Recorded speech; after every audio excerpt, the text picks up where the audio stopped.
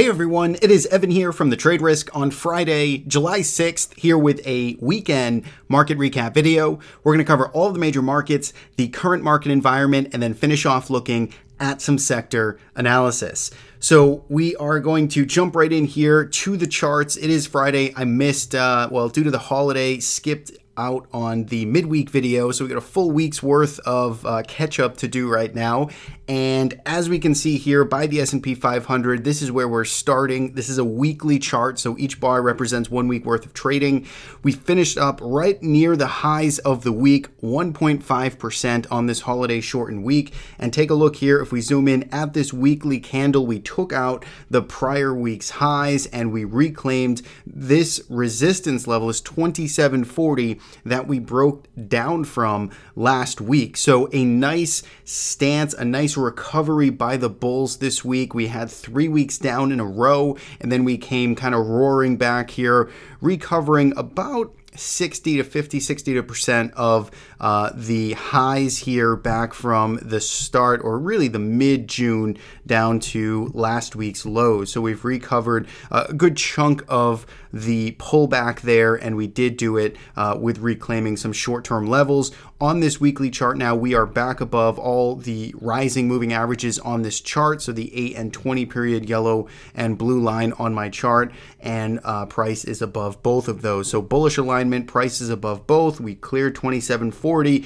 So now looking ahead on this longer term chart, we have this 2790 to 2800 level. That's where we failed back mid-June, just a few weeks ago. It's also where we topped out back in March. That is contained price that is held as a ceiling for the S&P 500 for the past five or so months. So that is the S&P 500. That is the long-term time frame. Bulls back in control here on the weekly time frame. Let's drop down to a daily chart here and look a little bit closer really at what went on this week. So it was a very nice finish to the week. That's where most of the gains came on Friday here. But if we just dial it back and kind of recover, or let's walk through what the price action was this week. Remember, we were closed on Wednesday for the Independence Day holiday here in the US, half session on Tuesday. So we started the week off right here on Monday. And I think Monday was a pretty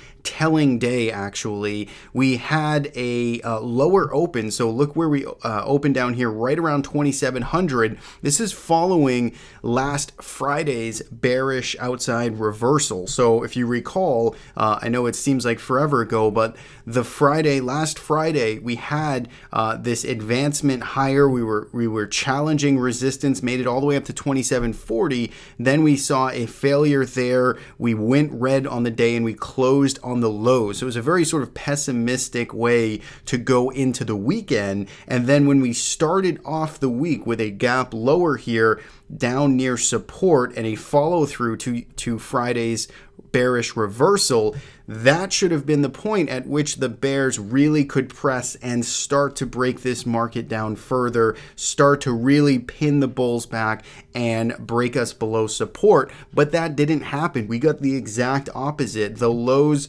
of the day were essentially where we opened. We had a brief push down to around 2700. We reversed and then we closed very strongly on Monday. So that there, I think, was an interesting short-term tell that there was not a lot of pent-up sellers down here around 2700. We failed to break to those new lows. Now, granted, Tuesday was not a clean day. It was a choppy day. And in fact, we did pull back for, retracing the majority of Monday's gains, but still kind of within the realm of noise here. If you were to look at this as a choppy sort of trading range, we closed right towards the middle of the range, a little bit on the lower half of the range, and then we picked back up on Thursday and then followed through higher on Friday. So all in all, I think the bulls right out of the gate here told a bit of a story. We didn't have it easy though. We had Tuesday, which kept us honest there on the long side, but really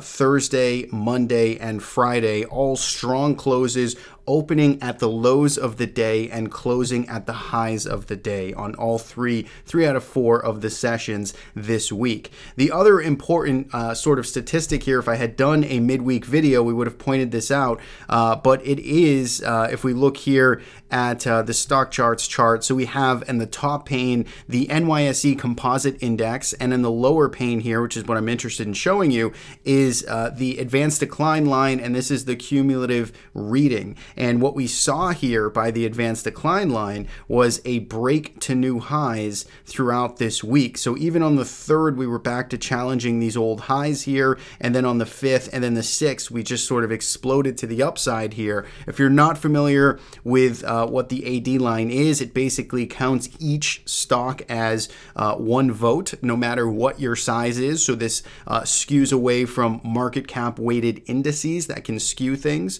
And this really just gives you a more honest sort of analysis of the broad market strength. In other words, this tells us that the majority of stocks are actually rising. Each stock that rises on the day gets a vote.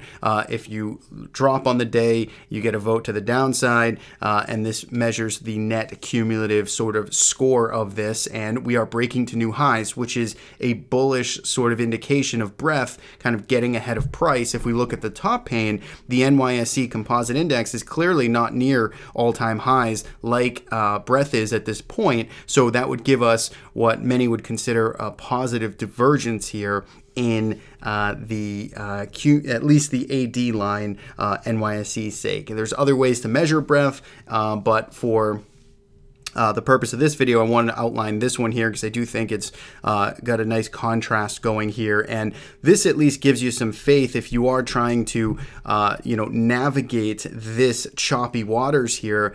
Breadth is usually a good secondary indication of kind of a lie detector for price action sometimes. And when we're chopping around here and we have breadth that continues to march to the upside, that gives you a little more confidence, maybe gets you some starter positions in here for a potential breakout similar to what we saw this week. So that is really the story here behind the S&P 500 this week. We have reclaimed 2740. Now, one other thing I'll certainly want to mention is that volume was really light this week, and I know the bears are going to sort of point to that to say, well, look, we rallied, but volume was half of what it normally is, and that is a true point. But as the saying goes, price is what pays. Price at this point is advancing, so let's pay attention to that. If we lose 2740 next week with volume in some type of fast fashion, that would certainly negate a lot of my optimism here in the short term. So if we were to lose 2740, that's my short-term line in the sand. But if we can stay above it next week, if we can move sideways here and push back up to the top end of this range, back to these June highs, that's the bull case, that's the bull scenario. Let's get a retest of 2800 here and see how it stands this time around. So those are the short-term levels for the S&P 500. Let's go to the IWM next here. You can see very similar, has broken back above this level here. This is 167 on the IWM. This is approximately where we found some short-term support. We first found resistance there in early June. Then we found some support there. We tried to push up. We failed. We broke down, spent a few days below it, and now we are quickly, reclaiming and back above this level. So for a short-term level for the Russell 2000, this is what I'd be looking at, 167. And you can see here, we are now just only 1% away from these all-time highs. So the IWM is now very quickly kind of recouped this pullback here and is starting to repair the damage and trend to the upside. NASDAQ 100. Similar situation here. We broke back above 174 here. That's where we found support for June. We broke below it back on the 25th of June. We spent this week consolidating underneath it, and then we had this nice breakout above it here on Friday. This is a current position that subscribers and I have on. At this time, we purchased QQQ back on Monday. So again, this is the day where I kind of opened up here and talked about the S&P 500, where we opened at the lows and had this nice strong close and finish at the top end of the range at the highs of the day, and that was a telling to me that the sellers were not aggressive here into the support level. They had no ability to hold us down at this 170 level, which should have been sort of a runaway kind of breakdown if we really saw some pent-up selling. We didn't, so we got long here on Monday, sat through a couple of days of chop. We scaled some profits today here on Friday, and we still have some of this position on here in the Qs. So long position in the Qs, looking for perhaps a continuation back up to retest these old highs. Not looking to be greedy, trailing up the stop behind it here, and just happy to lock in some gains and still playing fairly tactical in this market environment. So those are some of the levels, the major markets that we just walked through. I think that's everything. Actually, no, one other thing I wanted to talk about was earnings season is very quickly approaching again. So we got banks about a week or so away. I don't think there's anything next week. Could be wrong, but I believe it's the following week. And then we have a lot of tech earnings later in July. So again, another sort of scenario here for the market overall is a little bit of a run up perhaps into earnings season. Maybe shorts, covering, just getting a little less aggressive until some of those earnings announcements come out and we start to get some guidance, and then the market can start to digest that. But pay attention to some of those earnings run-ups and start thinking about some of the holdings you have and some of the situations there for earnings season. So that, I think, is everything I want to talk about. Let's get into some other markets now. We'll go to TLT next, which did cover ground to the upside here. So we had stocks rallying and we had bonds rallying this week. That's generally, sometimes not looked upon as a good thing when we have both bonds and equities rallying at the same time. But we got TLT breaking to almost new year-to-date highs here. So let's zoom in here. Actually, no, we're still kind of far off. We certainly are clearing above the bulk of this year's range, but we're not quite back at the highs of this year yet. So really, when we look at this rectangle, this is February of 2018, where we spent just basically this entire year chopping in between 117 and about 122. We made a new weekly closing high here, but if you recall, back in January, this is where we were up here around 125, where we just quickly were selling off at the start of this year. So we are starting to lift out of this consolidation, and we're starting to get back to old, 6-7 month highs here, getting back towards the upper kind of year-to-date start of TLT. So bonds in control here, at least on the long side of the curve here. Bulls in control. Short-term trend does remain higher, and I think to keep that momentum in there, you really want to see us hold above 122 or so to keep that train going to the upside. USO is next, and you can see oil here did finish slightly lower on the week, but we really closed in the middle of this range. We tried to push up, we tried to push down, and we ended just about flat here. It's had a pretty strong run here over the past 2 weeks, so a little bit of digestion here is certainly not a bearish thing at this point. We do still are holding above all the fast moving averages here, and we're still holding above this pivot from back in May. You can see we sold off to it today, but we got a nice rally throughout today and closed near the highs. So we're above 1460 or so. That is a good short-term level for you very active traders. And, if you want to give it a little more room to some of these moving averages here, that makes sense too. But 1460 or so, Friday's lows, that's a good line in the sand. Otherwise, short-term trend does remain higher. Natural gas on the week did finish down 2.25%, starting to lose some of these longer-term moving averages and starting to break down from this range here. Now, maybe the bulls did show some life here on Friday. We closed at the highs of the session, but still below this 23.35 or so level, which has been where we've seen support come in. So for natural gas, it's on the bulls to prove themselves at this point. I'd like to see us rally back above 23.35 or so, get these moving averages flipped, start reclaiming some of this recent support over here, and then maybe we have a bit of a false kind of breakdown shakeout. Really haven't seen a whole lot of volume on this move lower, so just kind of yet to be seen. Holding pattern here, nothing that catches my eye really one way or the other for natural gas at this point in time. Next up, we'll go to metals. GLD here on the week did finish slightly higher, so finally bucking the trend. It was down 3 weeks in a row. Couldn't quite make it 4 weeks in a row. We tried. We did push to new lows here on this trend, but we did reverse and close green. So maybe some signs of life of stopping the bleeding here, but still the trend is strongly for the bear case at this point. We got fast moving averages bearishly aligned and hammering down above price. So tough to be a dip buyer, tough to be a hero here with this type of structure. If you're tactical, if you're active, there's probably some mean reversion. There's probably some opportunity there, but for now, a little too much structural damage for me to get too excited about. And silver here is still hanging out below the bottom end of this multi-month range. Remember, last week is when we broke down below this 15.25 level in the SLV ETF. You can see again, we did finish lower on the week, but off of the lows, well off of the lows, towards the upper end of this week's range. So for me, again, silver a little more actionable, a little more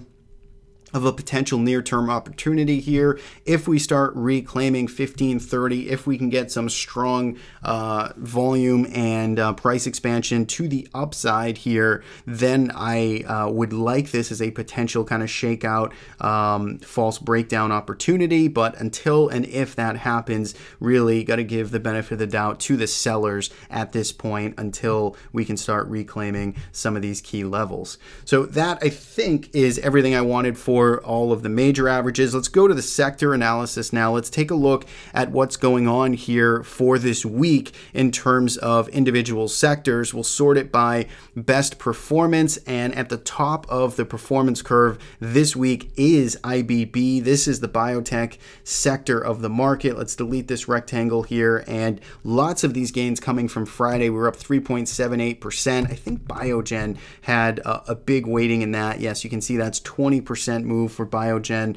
So if we go back to the IBB, that certainly helped fuel this market cap weighted ETF of biotech to the upside. When we look at this weekly chart now, this did hammer against this $100 level many times over the past couple of months. We even looked at this as a potential topping pattern here if this started to break down, but we never got the breakdown. We got lots of tests of this level, lots of uncertainty when it was testing it, but after all the dust was settled, we had continued to hold this support here, and now you can see we're launching back up to the year-to-date highs. So IBB 6% to the upside, really catching some momentum this week and some good volume coming in here on Friday. Short term overbought, but the trend now and the chase is on for the bull case there. Nice risky sector of the market that is healthy to see. XLV, so this is healthcare, kind of closely related, a little slightly larger umbrella of the market.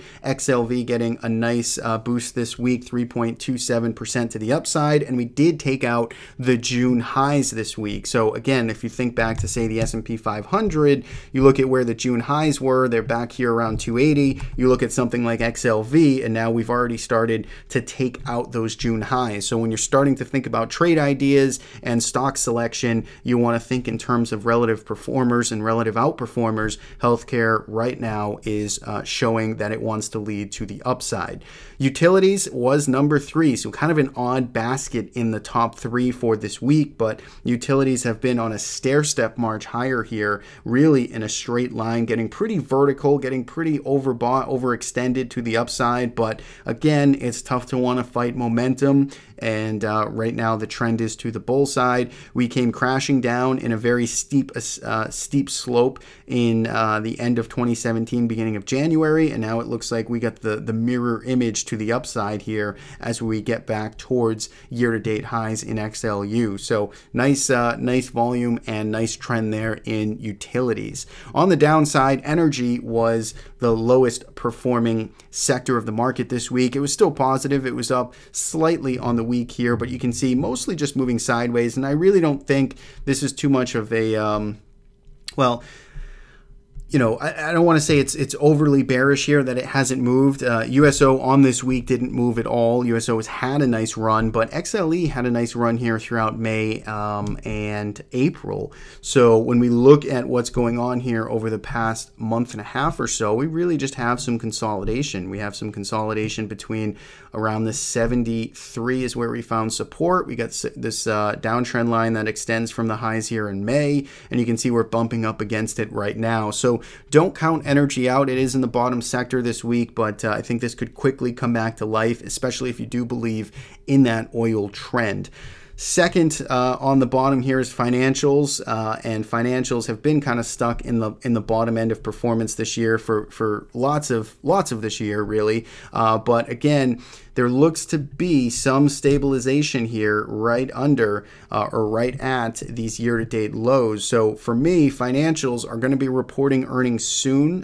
They'll be the first to get most of their reports out of the way. So do keep that in mind. If you are playing this sector, you are going to have some catalysts incoming soon. And on the upside here, $26.80, $26.85, $27. It's this pocket of resistance here. This is where we repeatedly sold off throughout 2018. In February, we tested it. In April, we tested it. May, we tested it. June, we tested it. And then we've been consolidating right under it. So if we did get some type of sharp pop to the upside here, maybe earnings related, maybe an anticipation of it, then you could get a nice squeeze back up into this range. If we, on the other hand, start losing these lows and start trending to the downside here, then you know, all bets are off, and this downtrend should persist. But at this point, it's getting nice and tight here. We got a catalyst incoming, so I think this could be a good sector to play one way or the other. And then finally, XLI here, very similar to financials, where it is hanging out near the year-to-date lows. It's a little more of a messy pattern here, a little looser, kind of sloppy. Not really interested in, you know, one way or the other in this myself. It's just a little too loose, but you can see here again, just kind of moving sideways here at the year-to-date lows. Pay attention to the $71 level. If we start to break down, that of course would be new lows for XLI, and that would not be a good thing. If we start to lift up above this 72.50 level, then perhaps we can start to move back up into this range and start a new wave higher. So that is it. That's what I got for this week's market recap video. Thanks so much, as always, for watching. If you do like the videos, do subscribe to our YouTube channel. Every Tuesday and Friday is when we do our market recaps. Every Wednesday is when we get we do some trade ideas on the stream, on the YouTube channel, that is. And in the case of holidays like this week, we have some disruptions, but that's generally the schedule. So get out there, enjoy the weekend. Thanks so much, and I will be back next week with some more videos. Take care.